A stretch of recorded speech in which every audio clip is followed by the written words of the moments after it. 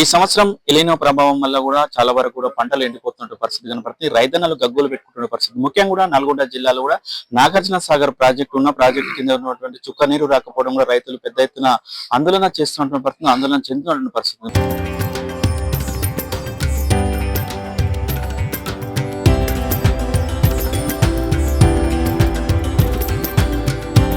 తరతరాలుగా తరగని స్వర్ణ బంధాలు మన మానిపల్లి జ్యువెలర్స్. మొత్తం కూడా రైతుల సమస్యలు ఏ విధంగా ఉన్నాయి, నల్గొండ జిల్లాలో తదితర అంశాలపై తెలుసుకోవడానికి మాతోటి సిపిఎం పార్టీ రాష్ట్ర కార్యదర్శి వర్గ సభ్యులు, అదేవిధంగా మిర్యాలగూడ మాజీ ఎమ్మెల్యే జూలకంటి రంగారెడ్డి గారు ప్రస్తుతం అంతా ఉన్నారు. సార్ నడి మరిన్ని తెచ్చుకునే ప్రయత్నం చేద్దాం. సార్, మొత్తం కూడా రైతన్నలు ఈ సంవత్సరం చాలా ఇబ్బందులు పడుతున్న పరిస్థితి, గగ్గోలు పెట్టుకుంటున్న పరిస్థితి. ఎక్కువగా రైతన్నలు మీ దృష్టికి ఏ సమస్యలు తీసుకొస్తున్నారు సార్? ఇప్పుడు ఎలినో ప్రభావం అనేది నల్లగొండ జిల్లా మీద కూడా తీవ్రంగా ఉన్నది. జిల్లా మొత్తంగా కూడా కరువు అనేది తీవ్రంగా కనిపిస్తా ఉన్నది. రాష్ట్ర వ్యాప్తంగా కూడా ఉన్నది. ఇప్పటికే రైతులు వర్షాలు వస్తాయి, తర్వాత డ్యాముల్లో నీళ్లు వస్తాయని చెప్పేసి 50% వరి గాని ఇతర పంటలు కూడా వేసుకోవడం జరిగింది. అవన్నీ ఎండిపోతా ఉన్నాయి. ఇవాళ చెరువులు కుంటల్లో నీటి చుక్కలేదు. బోరు బావులు కూడా పూర్తిగా ఎండిపోయినాయి. త్రాగునీటి సమస్య కూడా తీవ్రంగా మరి ఇవాళ ఏర్పడినటువంటి పరిస్థితి, ఇబ్బంది ఏర్పడిన పరిస్థితి చూస్తా ఉన్నాం. ఇలాంటి పరిస్థితుల్లో ముఖ్యమంత్రి గారు, మంత్రులు, ఎమ్మెల్యేలు అక్కడ యజ్ఞం చేశారు సాగర్ లో. కానీ యజ్ఞం చేయటం ఒక భాగం, చేయవలసినటువంటి పోరాటాలు, త్యాగాలు చేయకుండా యజ్ఞాలతోటి సరిపెట్టుకుంటే కుదరదు అది. ఇవాళ ఎందుకంటే నాగార్జున సాగర్ డ్యాములకు నీళ్లు తక్కువగా వస్తా ఉన్నాయి. ఇవాళ 38,000 క్యూసెక్లు మాత్రం విడుదల చేస్తా ఉన్నారు. పైన ఉన్న శ్రీశైలం గాని, జూరాల, నారాయణపూర్, ఆల్మట్టి డ్యాములన్నీ దాదాపు నిండినాయి. కర్ణాటక వాళ్ళు నీళ్లు వాడుకుంటున్నారు. తర్వాత పోతిరెడ్డిపాడు ద్వారా ఏపీ వాళ్ళు కూడా వాడుకుంటా ఉన్నారు.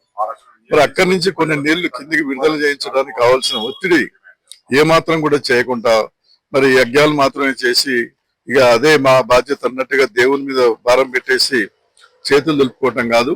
ఇప్పటికైనా రాష్ట్ర ప్రభుత్వం చొరవ తీసుకోవాలి. ముఖ్యమంత్రి గారు చొరవ తీసుకొని అవసరమైతే అఖిలపక్షాన్ని తీసుకొని కర్ణాటక ప్రభుత్వం, ఏపీ ప్రభుత్వం మీద కూడా ఒత్తిడి తీసుకొచ్చి, కేంద్రం మీద ఒత్తిడి తీసుకొచ్చి నీళ్లు విడుదల కొన్ని చేయించి సాగర్ ఎడమ కాలువకు నీళ్లు విడుదల చేయాలి. ఎస్ఎల్బిసికి నీళ్లు విడుదల చేసి చెరువులు కుంటలు నింపినట్టయితే ఇలా త్రాగునీటి ఎద్దడి ఆ రకంగా తీర్చడానికి, ప్రజలను ఆదుకోవటానికి, రైతాంగాన్ని ఆదుకోవటానికి అవకాశం ఉంది. కాబట్టి యుద్ధ ప్రాతిపదిక పైన చర్యలు తీసుకొని ఆ రకంగా చేయాలని సిపిఎం పార్టీగా డిమాండ్ చేస్తుంది. సార్, ముఖ్యంగా కూడా అయితే ఆరుతడి పంటల వైపు కూడా వేసుకోవడం కూడా ప్రభుత్వం చెప్పింది. మొత్తం కూడా సగం కాలం అయిపోయిన తర్వాతనే ఆ రైతులకు అవగాహన కార్యక్రమాలు పెట్టి చెప్పిన క్రమంలో కూడా మాకు ఆల్రెడీ సగం కాలం కూడా అయిపోయిన పరిస్థితి ఉంది. సరైన విత్తనాలు కూడా ఇప్పుడు ఒకవేళ ఆరుతడి పంటలు వేసుకోవాలంటే ప్రభుత్వం దగ్గర కూడా విత్తనాలు ఉండాలి, ఎరువులు కూడా అందుబాటులో ఉండాలి. అవన్నీ ఏమి లేకుండా కూడా ఆరుతడి వైపు వెళ్ళారని కూడా చెప్తున్నట్టు పరిస్థితి ఉంది. ఇప్పుడు కేంద్ర ప్రభుత్వానికైనా రాష్ట్ర ప్రభుత్వానికైనా ఒక వ్యవసాయ ప్రణాళిక అనేది లేదు. వ్యవసాయ ప్రణాళిక అనేది ఉండాలి.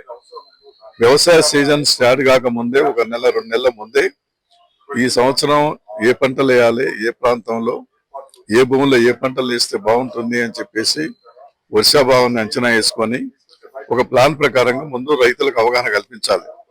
తీరా ఇప్పుడు ఒక సగం టైం అంతా అయిపోయిన తర్వాత నీళ్లు లేవు కాబట్టి, వర్షాలు రావట్లేదు కాబట్టి మీరు అది వేసుకోండి, ఇది వేసుకోండి అంటే ఎట్లా వేసుకుంటారు, ఎక్కడి నుంచి వేసుకుంటారు అనేది అర్థం కానటువంటి పరిస్థితి.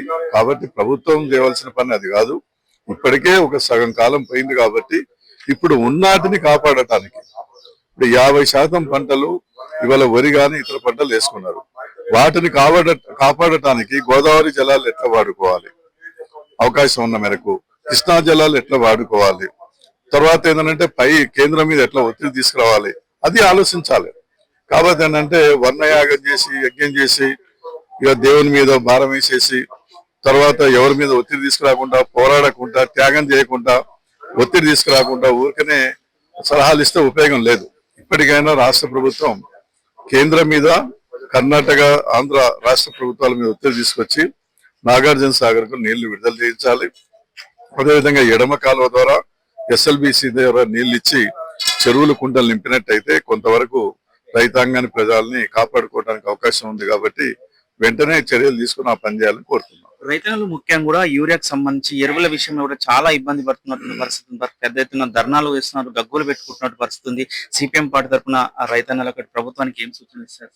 ఇప్పుడు అదే మేము ఇప్పుడు ఎరువులు గాని విత్తనాలు గాని నీళ్ళ విషయంలో గాని ఎప్పుడు ఏ పంటలు వేయాలి ఏంటి అనేది ఒక శాస్త్రీయ పద్ధతుల్లో వ్యవసాయ సీజన్ స్టార్ట్ కాకముందే ఒక ప్లాన్ ఉండి ప్లాన్ ప్రకారంగా రుణాలు కూడా బ్యాంకు రుణాలు కూడా ఇవన్నీ కూడా రైతులకు ఇబ్బంది లేకుండా చేయాలని ఒక ప్రణాళిక అనేది ఉండాలి. ప్రణాళిక ఏం లేదు.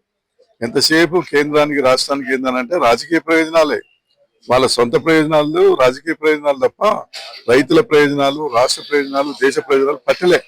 ఒకళ్ళ మీద ఒకళ్ళు ఆరోపణలు చేసుకుంటూ తిట్టుకుంటూ కాలక్షేపం చేసుకుంటూ మరి ఆ దేశం ఈ దేశం అని చెప్పి తిరగటం తప్ప వాళ్ళకి ఏ రకమైనటువంటి అవగాహన లేనటువంటి పరిస్థితి ఉంది. దానివల్లనే మరి రైతులు ప్రజలు నష్టపోతా ఉన్నారు.